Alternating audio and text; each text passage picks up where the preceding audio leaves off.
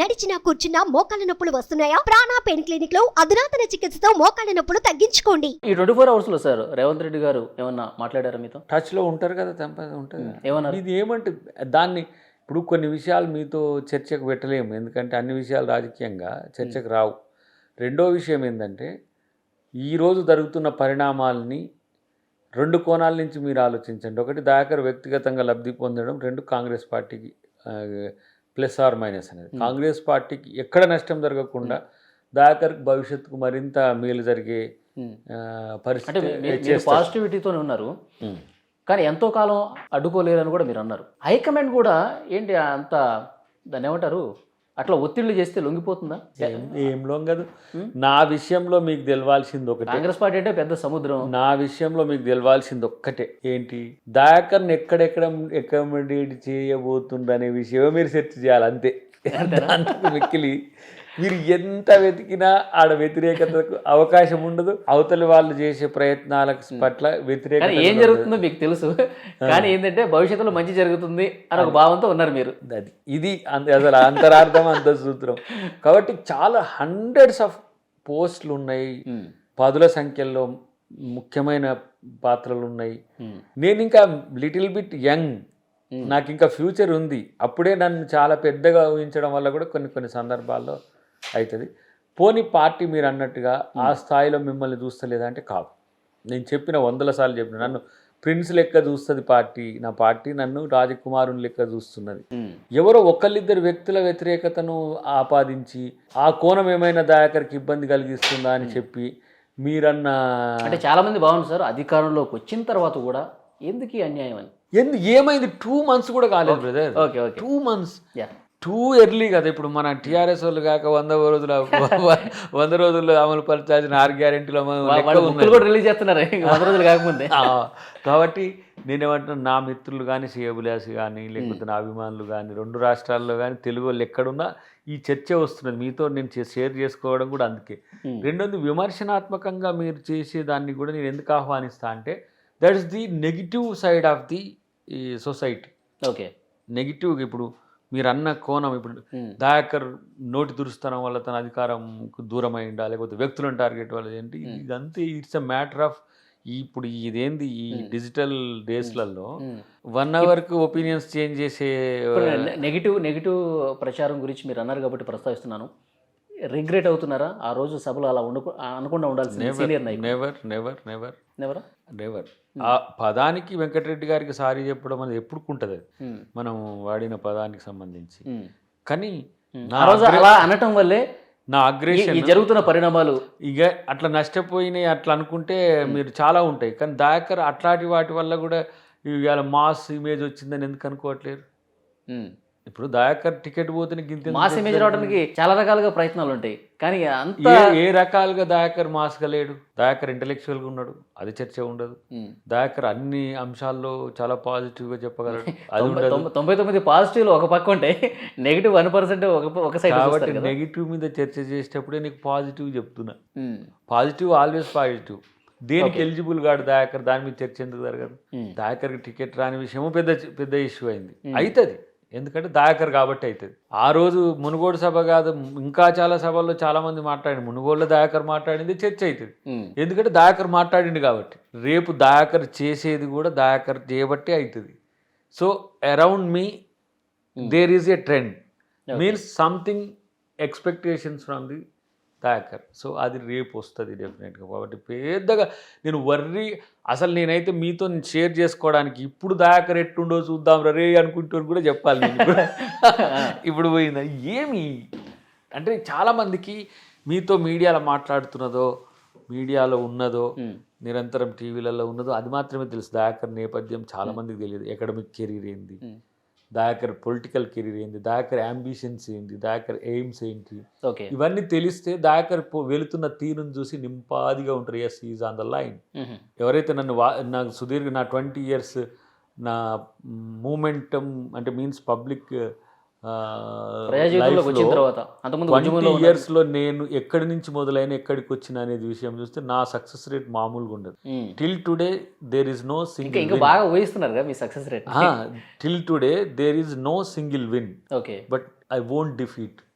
నేను ఓడిపోలే, నేను ఎక్కడి నుంచి మొదలైనో నా గమ్యాన్ని చూస్తుంటే గర్వంగా ఉంటుంది. రేపు ఇంకా నేను అనుకున్న లక్ష్యాల వైపు పోతున్న క్రమంలో చాలా ఆత్మసంతృప్తి ఉండే పయనం ఉన్నది భవిష్యత్తు. ఓకే, ఇంతకుముందు మీరు అన్నారు రేవంత్ రెడ్డి గారు కూడా ఫోన్ చేశారని, మాట్లాడుతూనే ఉంటాం అని చెప్పేసి అన్నారు. అది ఎప్పుడు కామన్ థింగ్స్ కదా అవి. ఏమన్నారు ఈ పరిణామం తర్వాత ఏమన్నారు? ప్రయత్నం చేయడం వరకు ఏదైనా రాకపోతే మనమేం ఫీల్ అయ్యేది లేదు, అంతకంటే బెటర్గా చూసుకోవచ్చు. అది today once upon A day is only PCC president, today is the chief minister of Telangana. Means ఎంత పెద్ద అంటే శక్తిగా ఎదిగిండు. నన్ను చూసుకోవడం ఆయనకి ఏదో పెద్ద సమస్య అవుతుంది. ఎవరో వడ్డించేవాడు మనవాడైనప్పటికీ మన ప్లేట్లో ఏం పడలేదు. మనం ఇంట్లో మనము కార్యమైనప్పుడు ఏం చేస్తాము, అతిథులకు వడ్డించి మనం తింటాం. అది గుర్తుపెట్టుకోవాలి. కాబట్టి అలాంటివి కొన్ని జరుగుతుంటాయి. ఆ పరిస్థితిని నేను చాలా బ్రాడర్ పర్స్పెక్టివ్లో మాట్లాడుతుంటే కూడా చాలా మందికి సహనం ఓపిక అయ్యింది ఇట్లాంటివి వస్తాయి. కానీ చూస్తారు సరే, ఇంకా మంచి పదవి వచ్చే అవకాశం ఉంది, భవిష్యత్తులో మంచి జరుగుతుందని హోప్తో ఉన్నారు. ఏంటి మంచి అంటే ఏం ఎక్స్పెక్ట్ చేస్తున్నారు? అదే చూడాలి నేను కూడా దాని కొరకే. ఇంతకుముందు మీరు అన్నారు పిసిసి అధ్యక్ష పదవి రాబోతోందని, నడుస్తున్నాయి. దీంట్లో చూస్తా ఉన్నా, నాకు కొంతమంది పెడతా ఉన్నారు మనోళ్ళు, ఇప్పుడు ఇది వదిలేసినందుకు దయాకరానికి ఇది ఇస్తారట, ఇది చేస్తారట. ఏదన్నా ఇవన్నీ ఇస్తారు కదా, ఇచ్చేదే కదా, తీసుకునేది ఏం లేదు కదా, కొత్తగా పోయేది ఏం లేదు దయాకర్ లైఫ్ లో. పిసిసి ఇవ్వాలని ఆలోచన ఉన్నప్పటికీ కూడా ఎమ్మెల్సీ ఉండి కూడా చేస్తున్నారు. ఇప్పుడు ముఖ్యమంత్రిగా ఉన్నారు ఆయన. మేబీ నేనంటా రేపు మంత్రి అనేది ఎందుకు పోయింది, అది ఉంటుంది, ఎలాగనే ఉంటుంది. ఎంపీ చేసుకోవచ్చు, ఏదైనా చేయొచ్చు వాళ్ళు తలుచుకుంటే అని అంటే కండిషన్ సప్లై. మళ్ళీ అక్కడ కూడా కొంతమంది తలుచుకుంటున్నారు, కొంతమంది ఆపుతున్నారు. అట్లా కూడా ఉంటుంది. సో రాజకీయం అనేది చాలా వైచిత్రితో కూడి ఉంటుంది, బట్ మొరాలిటీకి ఎప్పుడు కూడా లైఫ్ ఉంటుంది. సో పవర్ లేదు, అసంతృప్తి, అలక ఇలాంటివి ఏమి లేవు. ఈ 10 years మీన్స్ ఈ పొలిటికల్ లైఫ్లో ఏమీ లేదు కదా, అధికారమే లేదు కదా, ఎట్లా కొట్లాడినా. ఇప్పుడు పార్టీ అధికారంలోకి వచ్చింది బాస్, ఇంకా హ్యాపీగా పనిచేయి, వస్తుంది అదే. అసలు దీన్ని ఎవరు తెలుసుకోక సమస్య ఇది. నేను టికెట్ పోయింది అన్నప్పుడు కూడా నేను పెట్టిన వీడియో చూసి చాలా మంది విస్తుపోయింది. అసలు ఇట్లా ఏంది పొలిటికల్ లీడర్స్ ఇట్లా ఉంటారా, టికెట్ రాకపోతే వెళ్ళిపోవాలి కదా ఇంకో పార్టీకి, ఇట్లా కూడా చేస్తారా అని అంటే. ఇప్పుడు టికెట్ రానప్పుడు కూడా కొంతమంది మిమ్మల్ని సంప్రదించారు కదా. ఎందుకు ఎప్పుడు సంప్రదిస్తూనే ఉంటారు. అది పార్టీలోకి వచ్చే నీకు మంచి భవిష్యత్తు, అది నీ స్థిత ప్రజ్ఞత మీద ఆధారపడి ఉంటుంది. నువ్వు నీ మైండ్ లూజ్గా ఉందా, నీ మైండ్ ఎట్లా ఉంది, ఇది సైకాలజీలో ఒక్క సైడ్ కూడా అలాంటి ఆలోచన ఏం లేదా. అవసరం ఏముంది ఇప్పుడు, ఇంతకంటే నాకు అధికారం ఉన్న పార్టీ రేపు అక్కడ అధికారంలో రావాల్సిన పార్టీ, నా రెండు ఎంత పండోరా నాకంటే. ఒకవైపు ఏమో రాష్ట్రం గురించి నేను కొట్లాడాల్సిన అవసరం లేదు, ఇంకోవైపు ఏమో దేశంలో అధికారంలోకి రావాలి అక్కడ బీజేపీ. ఇక్కడ కూడా కామన్ ఎనిమీ మాకు ఇక్కడ బీజేపీ.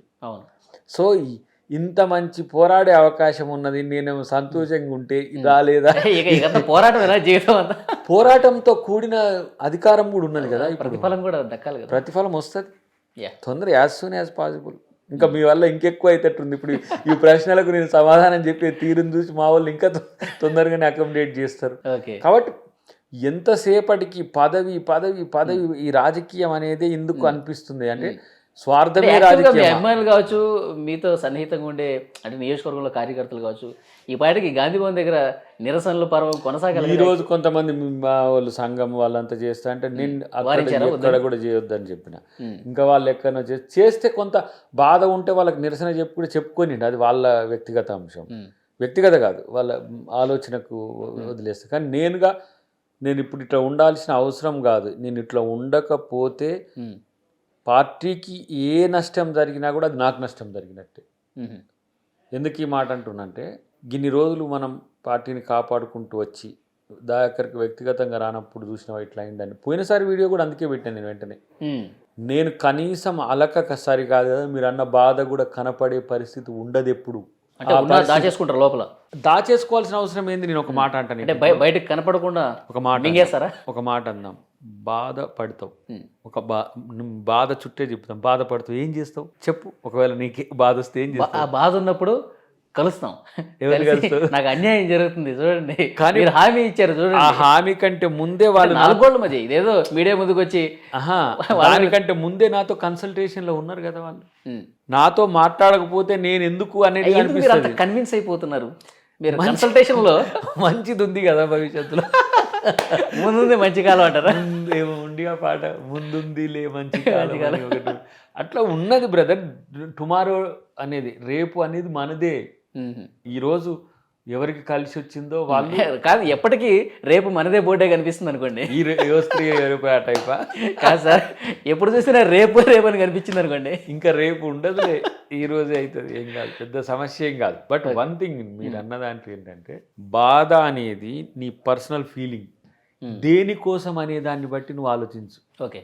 ఎందుకంటే నువ్వు ఆశించింది రాకపోవడం వలన, నీ ఆశయానికి తూట్లు పడడం వలన, ఆశ అనేది చిన్నది, అది చాలా పరిమితమైంది, వ్యక్తిగతమైంది.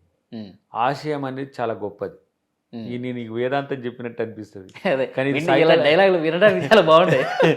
ఇది సైకాలజీలో నేను ఎంకామ్లో ఉన్నప్పుడు ఏదో ఇండస్ట్రియల్ సైకాలజీ ఉన్నప్పుడు మాకు సైకాలజీ చెప్పేది.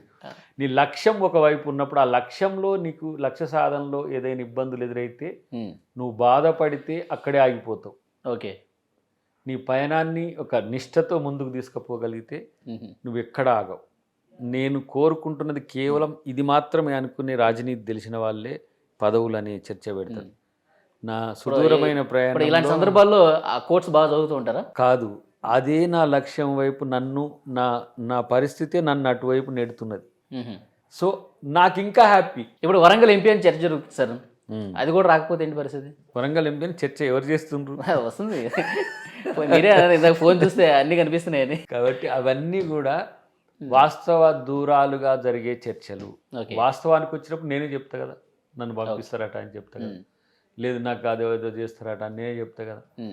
ఏదైనా సరే ఇప్పుడు నేను ఎక్స్పెక్టేషన్, నీకు చాలామంది ఏమన్నారంటే నీకు సరైన లక్ష్యం లేకపోవడం వల్లనే నువ్వు ఎటు ఆలోచించలేకపోతున్నావు. నా లక్ష్యం తుంగతుర్తి సామ్యుల్ గారికి ఇచ్చిండ్రు. నేను సావధానంగా వెనకకి రావడం, వారికి గెలవడం, ఇప్పుడు అక్కడ ఎమ్మెల్యే గెలిచున్నాడు. ఇప్పుడు నన్ను ఏం చేయాలనుకున్నప్పుడు పార్టీ ఎమ్మెల్యేలు ఎమ్మెల్యే చేద్దామని. మీకు ఆ సమయంలో ఏం చెప్పారు సార్? శామ్యుల్ గారికి ఇచ్చినప్పుడు మీకు ఏం చెప్పారు? అది మీ టికెట్ కదా, ఏం చెప్పారు? రేపటి రోజున రాబోయే అవకాశాల్లో మీకు ప్రాధాన్యత ఇస్తామన్నాడు. అదే ప్రాధాన్యత ఎమ్మెల్యేలు ఎమ్మెల్సీలు వచ్చింది. వచ్చిన క్రమంలో ఫైనల్ చేసే క్రమంలో అది మళ్ళీ ఇదే చెప్పారా? రేపటి రోజు కాదు, మీరు ఎలిజిబుల్ 1, 2, 3 ఉన్నారు దీంట్లో. ఇప్పుడు అకామిడేట్ చేస్తాం, చేయలేకపోతే వన్ లో ఉన్న పేరు అర్థం కదా. అదే 1, 2, 3 ఆప్షన్స్ ఉన్నాయి. ఇది ఎమ్మెల్యేలు ఎమ్మెల్సీ 1 ఆప్షన్. సో 1, 2, 3లో 1 కాకపోతే 2, 3 ఆప్షన్స్ మీకు ఓపెన్ అయి ఉంటాయి కాబట్టి మీరు డోంట్ వరీ అన్నది. ఓకే అని చెప్పి ఎవరికి? మున్షి గారికి. కాబట్టి ఇంత నింపాదిగా ఉండడానికి కారణం అది. నీకు అంతా అయినాక ఆదుర్దా ఎందుకు అని అడగల మీరు? అంటే ఇప్పుడు ఓబీసీ ఉన్నది, మనం ఓబీసీ తర్వాత వినండి, నేను ఆలోచించింది ఓబీసీ నుంచి ఒకటి చేయాలనే ఆలోచన పార్టీకి ఉంది. మీన్స్ దానికి మహేష్ కుమార్ గౌడ్ గారిని అనుకున్నారు. అది కడియం శ్రీహరి గారికి ఒకటి ఎమ్మెల్సీ ఉంది కాబట్టి దాకరికి ఇస్తే బెటర్ అని ఫస్ట్ అనుకున్నారు. తర్వాత డిపార్ట్మెంట్స్లో మనం ఒక్కరికి కూడా ఇవ్వలే. ఎస్సీ డిపార్ట్మెంట్ ప్రీతం సీట్ ఇవ్వలేదు, ఎస్టీ డిపార్ట్మెంట్ బెల్లయ్య నాయక్ గారికి మనం ఏం సీట్ ఇవ్వలేదు. తర్వాత ఓబీసీ శ్రీకాంత్ మనవాడు ఉన్నాడు, శ్రీకాంత్కి ఏమి ఇవ్వలేదు. ఎన్ఎస్యుఐ వెంకట్కి మనం ఏమి ఇవ్వలేదు. యూత్ కాంగ్రెస్ శివసేన రెడ్డికి మనం ఏమి ఇవ్వలేదు. ఇవి ఆర్గనైజేషనల్లో ఉండే టాప్ వాటికి ఎక్కడ కూడా మనం అకామిడేట్ చేయలేదు. రేపు అనేది వాళ్ళకు కూడా చెప్పొచ్చు కదా. అంటే దీంట్లో ఒకదానికి చేద్దామనే ఆలోచన చివరిలో వచ్చింది. ఓకే. అలాంటప్పుడు వెంకట్ లైఫ్ మీకు తెలుసు కదా, చాలా ఎన్ని రకాలుగా ఇబ్బందులు పడ్డాడు, చోట ఎందుకు ఇన్ హెల్త్ కూడా, అంటే కాళ్ళు ఇరిగినాయి, చేతులు ఇరిగినాయి, అంత టార్గెట్ చేశారు. సో ఇటు మహేష్ కుమార్ గౌడ్ గారు నాకు తెలిసి నాకే 20 years నుంచి తెలుసు, ఆయన యూత్ కాంగ్రెస్ ఎన్ఎస్యుఐ నుంచి తెలుసు, working president today. Is also sacrificed ticket to Shabbir Ali. Shabbir Ali గారు ఎవరి కోసం సాక్రిఫైస్ చేసిండ్రు? సీఎం గారి కొరకు చేసిండ్రు. సో ప్రయర్లో దయాకర్ ఇప్పుడు ఉన్న పరిస్థితిలో వీళ్ళకి అకామిడేట్ చేసి దయాకర్కు నెక్స్ట్ దాంట్లో 1, 2, 3 ఉన్నాయి, ఇంకా మంచి ఆటలు చేయొచ్చు అనే ఒక ఆప్షన్ ఉంటుంది. నన్నెందుకు, నేను ఒక మాట అంటవాలి, నన్నెందుకు పార్టీ వదిలిపెట్టాలనుకుంటుంది? ఎక్కడో బయట ఉన్న వాళ్ళని తీసుకొచ్చి పార్టీ అకామిడేట్ చేయగలిగిన పరిస్థితి ఉన్నప్పుడు, ఇన్ని పదవులు ఉన్నప్పుడు దయాకర్ని ఎందుకు పార్టీ వదిలేయాలనుకుంటుంది? ఒక చిన్న లాజిక్ ఎందుకు మిస్ అవుతుండ్రు చాలామంది. దాకరణ ప్రతిసారి నష్టమే జరుగుతుందేమో, ప్రతిసారి ఇది చేస్తామేమో పార్టీ వదులుకోవట్లేదు, పార్టీలోనే ఉంచుకొని నష్టపరుస్తుందని చెప్తున్నారు. ఏం కాదు, మంచిగా అవుతుంది.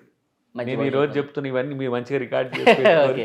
ఆ రోజు ఎందుకు దయాకర్ గారు ఇట్లా చెప్పింది ఇంత సంతోషంగా ఉన్నది. ఓకే. ఇప్పుడు నాలో ఉండే ఆలోచనలకు రూపం ఇచ్చే పార్టీగా కాంగ్రెస్ పార్టీని చూస్తా కాబట్టి నీకు కష్టమైన ఇష్టపడతావు, నీకు ఇష్టమైన వాళ్ళు కష్టపెట్టినా వాళ్ళని ప్రేమిస్తూనే ఉంటావు. అదే దీంట్లో ఉండే వ్యక్తుల వల్ల వచ్చే అభిప్రాయ భేదాలని కూడా నేను పట్టించుకోను.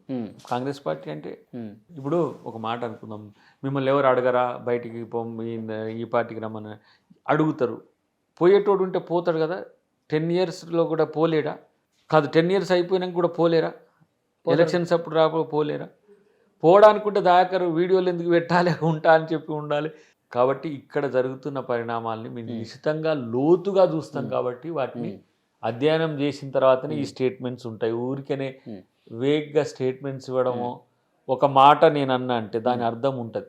ఏదైనా సరే అది ఇంక్లూడింగ్ మూనుగోడు, నేను నా స్పీచెస్ నువ్వు ఏది చూసినా కాజ్ ఆఫ్ యాక్షన్ ఉంటుంది. మూమెంట్లో కూడా మీరు చూడండి, మూమెంట్ 10 yearsలో హిస్టారికల్ ఈవెంట్స్ ఉంటాయి. నాకు చాలామంది ఈ జనరేషన్ వాళ్ళకి ఏంటంటే ఈ యూట్యూబ్లు చూసి టీవీలో చూస్తే వాళ్ళకి ఏంటంటే దయాకరణ టీవీ నాయకుడు అనుకుంటారు. But my moment life is very very very intensive. చాలా ఒక లక్ష్యంతో నేను చేసిన మూమెంట్. అప్పుడు పార్టీ కోసం ఎన్ని సంవత్సరాలుగా కష్టపడుతున్నారు. ఎవరో ఒక చెప్తేనో ఎవరో అడ్డుకుంటేనో ఎందుకు ఆగిపోతుందని ఒక ఆవేదన వాళ్ళు ఒక మాట అంట. సరే, అది కాంగ్రెస్ పార్టీలో ఇంతమంది నాయకులు ఉన్నారు కదా, దయాకర్ పట్లనే ప్రత్యేక ప్రేమ ఎందుకు అందరికి? అర్హత ఉన్న వ్యక్తి కాబట్టి ఆ ప్రేమే రేపు అవకాశం కల్పిస్తుంది. You wait for that. Okay. ఆలస్యము కొన్నిసార్లు అమృతం, కొన్నిసార్లు విషం కానే కాదు. ఎందుకంటే విషం అవ్వడానికి అవకాశం లేని పరిస్థితులు నాకు ఉన్నాయి కాబట్టి. ఓకే సార్, అంతా మంచి జరుగుతుంది అనుకుందాం. ముందుంది మంచి కాలం అంటున్నారు, రేపటి భవిష్యత్తు మనదే అంటున్నారు. అంత మంచి కాన్ఫిడెంట్గా చెప్తున్నా. ఓకే. ఎక్కడ అసంతృప్తి ఏమి కనపడట్లేదు.